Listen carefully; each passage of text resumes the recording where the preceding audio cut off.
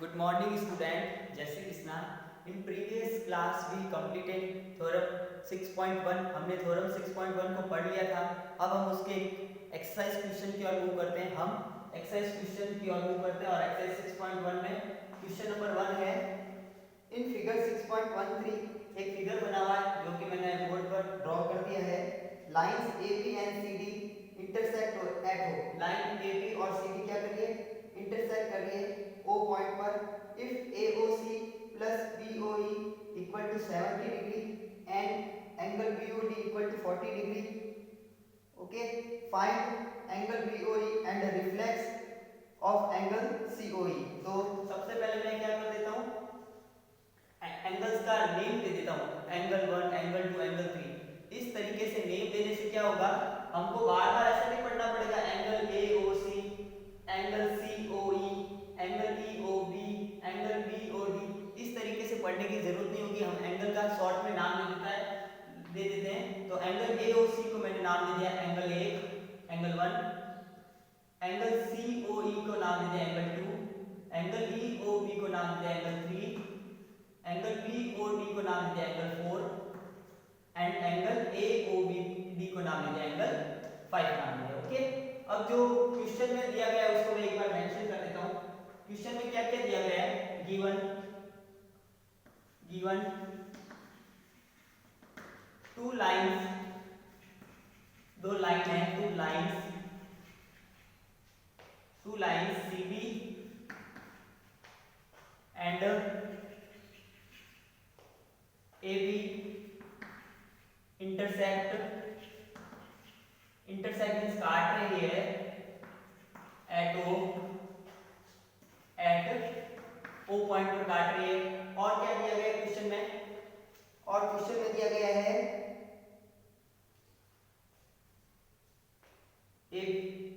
CD and AB intersect कर रही है O पर. एंड क्वेश्चन में दिया गया AOC प्लस एंगल BOE बराबर 70 डिग्री. AOC उसको हमने क्या नाम दे दिया? एंगल 1. तो मैं डायरेक्ट लिख देता हूं angle 1 plus BOE angle 3 equal to कितना दिया गया है आपको क्वेश्चन में? 70 डिग्री. ये क्वेश्चन में दिया गया है. Okay, and angle BOD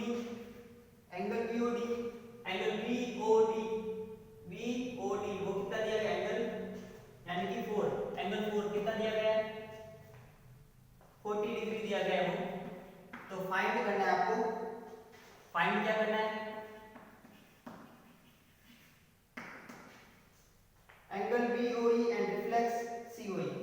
angle BOE को मैंने क्या नाम दे दिया? BOE यानी कि एंगल 3 निकालना है. And reflex COE reflex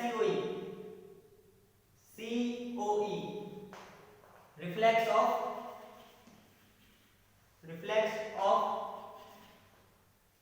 angle COE यानी कि एंगल 2. तो मैंने क्या दिया, जो नाम दे दिया था आपको सारे एंगल्स के, उसको मेंशन कर दिया है. ओके, तो टू लाइन दी गई है AB एंड CD. मैंने उल्टा लिख दिया, कोई बात नहीं. CD एंड AB बात तो एक ही है. CD and AB intersect at O, जो इंटरसेक्ट कर रही है O पर. और जो दिया गया AOC प्लस BOE, AOC यानी कि एंगल 1 और BOE यानी कि एंगल 3 बराबर 70 डिग्री दिया गया है. और BOD वो क्या दिया गया है? 40 डिग्री दिया गया. तो आपको निकालना है फाइंड BOE यानी कि angle 3 and reflex of COE. Reflex of COE क्या है? COE यानी कि रिफ्लेक्स ऑफ एंगल 2. तो मैंने इन सबको नाम दे दिया है. अब इसको करते हैं हम एक करके. अंडरस्टूड? और ये नेमिंग देने से क्या हो गया? इजीनेस हो गया कि मेरे को बार बार ऐसे एंगल का नाम नहीं पढ़ना पड़ेगा. Angle AOC, angle COE. Direct आपको अगर AOC बोलना है तो आप क्या बोलेंगे? एंगल 1. अगर आपको एंगल COE बोलना है तो आप बोलेंगे एंगल 2. ओके, इस तरीके से करने से क्या होगा, आपको सहूलियत रहेगी. तो चलो कैसे हम निकालेंगे एंगल 3 और रिफ्लेक्स ऑफ एंगल 2 वो करते हैं. ओके, तो यहाँ पर दो थ्योरम हमारे काम आएगी. एक तो आएगी वर्टिकल ऑपोजिट एंगल वाली जो हमने पढ़ा था. वर्टिकल वर्टिकल ऑपोजिट एंगल क्या होता है? जब दो लाइन आपस में इंटरसेक्ट कर रही है तो उनके ऑपोजिट साइड्स के एंगल क्या होते हैं? इक्वल होते हैं। अंडरस्टूड? और हमने एक पढ़ा था लीनियर पेयर एक्सियोम पढ़ा था। लीनियर पेयर एक्सियोम क्या होता है? एक अगर लाइन स्ट्रेट है और उस लाइन पर एक ही डायरेक्शन में, ऊपर है तो ऊपर, नीचे है तो नीचे, जितने भी एंगल्स बन रहे हैं उसका एडिशन कितना होता है? 180 डिग्री होता है। तो हम पहले सपोज ये लाइन आप इसको है नहीं तो आपको दिख रही है ये लाइन नहीं है, सपोज ओ ई है नहीं, तो दो लाइन है ए बी और सी डी आपस में इंटरसेक्ट कर रही है तो क्या बना है? वर्टिकल ऑपोजिट एंगल बना है। वर्टिकल ऑपोजिट एंगल बना है। मैं इसको अगर अलग से इसको ड्रॉ करें तो आपको और अच्छे से समझ में आएगा। मान लो ये ए बी और दो एक लाइन ऐसे कर ली मैंने C D. Okay, C D intersect point वो है। ओके, अब देखो यहां पर एंगल बन रहा है 1, इसके सामने बन रहा है एंगल 4, ये पूरा एंगल है 5 और यहां पर दो एंगल बन रहा है आपके एंगल 2 प्लस एंगल 3, है ना। मैंने क्या किया? इस लाइन को ऐसे छुपा दिया। अब देखो आप छुपाने से क्या होगा? आपको सीधी सी एक थ्योरम सामने दिख रही है कि दो लाइंस है आपस में इंटरसेक्ट कर रही है और मैंने आपको एक थ्योरम बताई थी, दो लाइन जब आपस में इंटरसेक्ट करती है तो उनके सामने जो वर्टिकली ऑपोजिट एंगल बनते हैं वो इक्वल बनते हैं। यानी कि एंगल 1 किसके इक्वल होगा? एंगल 4 के, और एंगल 5 पूरा इक्वल होगा एंगल 2 प्लस 3, क्योंकि ये इसके ऑपोजिट डायरेक्शन में दोनों एंगल का एडिशन है, न कि एक का। तो एंगल 5 किसके इक्वल होगा? Angle 2 plus 3। So by vertically opposite angle, vertically opposite angle से एंगल 1 इक्वल टू एंगल 4 और angle 5 equal to angle 2 plus angle 3, angle 2 plus angle 3। Okay, question में आपको क्या दिया गया है? एंगल 4 बराबर 40 डिग्री। इसको इक्वेशन फर्स्ट मान लो। क्वेश्चन में दिया गया है एंगल 4 बराबर 40 degree given. Okay, question 4 angle 4 बराबर 40 डिग्री गिवन है। सो इसको इक्वेशन 2 मान लो। So by equation 1 and equation 2, equation 1 और 2 से क्या होगा? एंगल 1 और एंगल 4 बराबर है और एंगल 4 का मान 40 डिग्री है, तो मैं क्या बोल सकता हूं? एंगल 1 किसके इक्वल होगा? 40 डिग्री के होगा। अंडरस्टूड? एंगल 1 किसके इक्वल होगा? 40 डिग्री के इक्वल होगा। कैसे हुआ पता चला आपको? क्योंकि एंगल 1 और एंगल 4 दोनों इक्वल है। किससे? वर्टिकली ऑपोजिट एंगल से इक्वल है। तो जो एंगल 4 की वैल्यू वही एंगल 1 की वैल्यू कितना? 40 डिग्री। अंडरस्टूड? अब हमने एक और ये इक्वेशन बोली थी, हमने क्या बोला था? एंगल 1 प्लस एंगल 3 बराबर 70 डिग्री। ये दिया हुआ है एंगल 1 प्लस एंगल 3 बराबर 70 डिग्री गिवन था। और अब हमको वैल्यू पता है, एंगल 1 की वैल्यू पता है। एंगल 1 बराबर कितना है? अभी तो हमने निकाला एंगल 1 कितना है? 40 डिग्री। एंगल 1 कितना है? एंगल 1 बराबर 40 डिग्री। तो इसमें वैल्यू पुट कर देते हैं। तो 40 डिग्री प्लस एंगल 3 बराबर 70 डिग्री।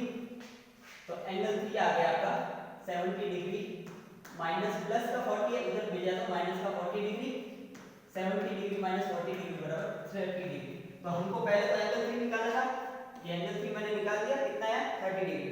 अब निकालना है एंगल 3 निकल गया ना 30 डिग्री। अब निकालना है reflex of angle 2, reflex of angle 2, ये एंगल 2 का रिफ्लेक्स निकालना है। मैंने आपको जब बेसिक टर्म्स करवाई थी उस समय बताया था कि किसी भी एंगल का अगर रिफ्लेक्स निकालना है तो उस जो एंगल आपको गिवन है उस 360 में से उसको सबट्रैक्ट कर लेंगे तो उसका रिफ्लेक्स निकल आएगा। तो रिफ्लेक्स निकालने के लिए क्या करते हैं? वो एंगल की वैल्यू पता होनी चाहिए और जो वैल्यू होगी 360 माइनस उस वैल्यू को सबट्रैक्ट कर लेंगे। तो सबसे पहले तो हमको COE फाइंड करना पड़ेगा, COE फाइंड करना पड़ेगा और फिर उसका रिफ्लेक्स निकाल पाएंगे। तो सबसे पहले हमको क्या फाइंड करना पड़ेगा? COE फाइंड करना पड़ेगा। अंडरस्टूड? COE फाइंड करना पड़ेगा। अब देखो आपको COE कैसे फाइंड करेंगे? ये लाइन स्ट्रेट बन रही है स्ट्रेट लाइन पर लीनियर पे रेक्टेंगल लग जाएगा, है ना। सेकंड पार्ट हम सॉल्व कर रहे हैं। Since line AB is a straight line, AB is a straight line,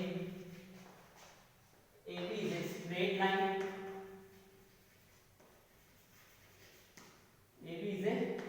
straight line. Since line AB is a straight line, so by linear pair axiom, मैंने शॉर्ट में लिख दिया है LPA, linear pair axiom। आप पूरा लिखना है इसको। लीनियर पेयर एग्जिम क्या होता है कि अगर कोई लाइन स्ट्रेट है उस पर जितने भी एंगल बनेंगे उनका एडिशन कितना होगा 180 डिग्री। यानी एक लाइन मैंने AB है, ये स्ट्रेट लाइन है, तो इस पर एंगल कौन कौन से बनते हैं, angle 1, angle 2, angle 3। Angle 1, angle 2 और एंगल 3, इन तीनों का एडिशन कितना होगा 180 डिग्री। मैंने इधर लिख दिया 180 डिग्री। ओके, एंगल 1 कितना है आपका, एंगल 1 दिया गया आपका 40 डिग्री, तो यहाँ मैंने लिख दिया 40 डिग्री प्लस एंगल 2 फाइंड करना है हमको, एंगल 2 तो फाइंड करना है। और एंगल 3 की वैल्यू कितनी दी गई है क्वेश्चन में, एंगल 3 अभी निकाला ना, एंगल 3 हमने निकाला 30 डिग्री। ओके, बराबर 180 डिग्री। अंडरस्टूड। तो मैंने क्या किया, AB जो एक स्ट्रेट लाइन थी उस पर लीनियर पेयर एग्जिम लगाया, और लीनियर पेयर एग्जिम आपको पता है क्या होता है, एक लाइन स्ट्रेट है ये AB, उस पर जितने भी एंगल बन रहे हैं, कौन कौन से एंगल बन रहे हैं, एक एंगल 1, एंगल 2, एंगल 3, तीनों का एडिशन कितना होगा 180 डिग्री के बराबर। एंगल 1 की वैल्यू 40 डिग्री है, एंगल 2 की वैल्यू आपको निकालनी है COE, यानी कि रिफ्लेक्स निकालना ना, रिफ्लेक्स ऑफ एंगल 2, तो COE की वैल्यू निकालनी है, और एंगल 3 की वैल्यू 30 डिग्री बराबर है। अब हमारा इस तरीके से एंगल 2 भी निकल आएगा यहाँ से, तो एंगल 2 हो जाएगा आपका 180 डिग्री, 180 माइनस 40 डिग्री उधर गया तो माइनस का, और 30 डिग्री उधर गया तो भी माइनस का। ओके, 180 माइनस 40 और 30 कितने हो गए 70, 180 माइनस 70 110 डिग्री। अभी तो ये एंगल 2 निकला है, रिफ्लेक्स अभी इसका नहीं निकला है, रिफ्लेक्स इधर लिख देता हूं मैं। सो रिफ्लेक्स के लिए क्या करते हैं, 360 में से minus reflex of angle 2 is equal to, angle 2 का रिफ्लेक्स क्या होगा आपका, एंगल 2 का reflex 360 minus 110 degree is equal to 250 degree. Understood, 250 degree. Okay, तो आप जैसे क्वेश्चन में पूछा गया था, आपने जिसको नाम दिया था ना एंगल 3 और रिफ्लेक्स ऑफ एंगल 2, तो आप जैसे क्वेश्चन में पूछा गया था वैसे लिख देना। सो एंगल 3 आपने क्या बोला था, एंगल 3 निकालना था ना आपको, angle 3 BOE, so angle BOE equal to, यानी कि एंगल 3 आपने कितना निकाला था 30 degree, angle BOE equal to 30 degree and reflex of angle 2, angle 2 क्या है COE, वो कितना आया आपका अभी 250 डिग्री। ओके, तो थोड़ा ये ध्यान रखना मैंने किस तरीके से ये नोट डाउन करवाया, किस तरीके से करवाया है। आज एक क्वेश्चन पॉसिबल हो पाएगा, नेक्स्ट वीडियो जब आएगी तो मैं 6.1 एक्सरसाइज कंप्लीट करवा चुका हूँगा। ओके, अंडरस्टूड, इसको अच्छे से करें, और जो भी मैंने थ्योरम वगैरह पढ़ाए हैं, जो भी मैंने आपको बेसिक टर्म्स बताए हैं, उसको घर पर रिवाइज करें।